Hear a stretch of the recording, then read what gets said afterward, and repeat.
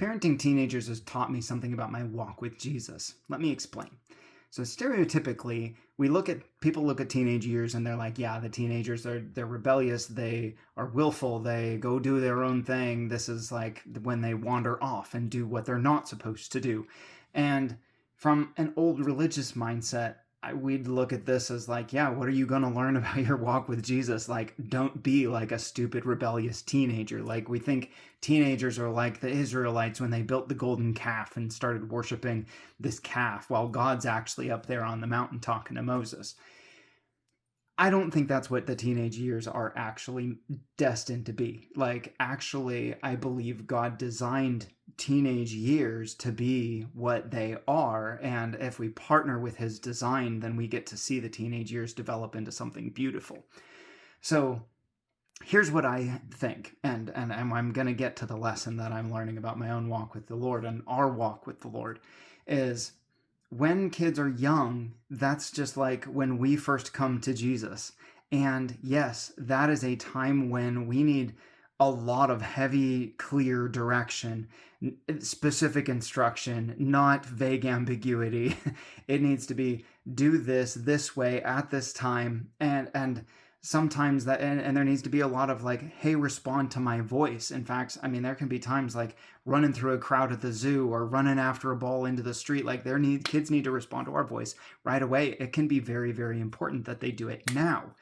And so obedience is super important in these young years, learning to trust our parents' voice. And that's actually the key thing, is it isn't actually about the obedience, it's about learning to trust. And when we have this trust built up, then that trust can transfer into different seasons where obedience isn't the dominant value. So years ago, I was looking at the fruit of the Spirit, and I get to this last one that's self-control, and I realized, like, it just massively hit me.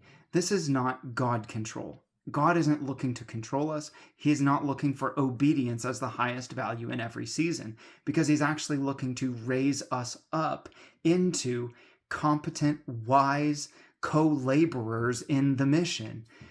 So back to the teenage years, this is the opportunity that we have with our teens when we have built trust, maintained connection, all this labor of this value for our voice that we have built up in this time. And now it's like, hey, you're about to go off into much of your own things. Not that you're ever going to be disconnected from family, but you're going to go off into your own things.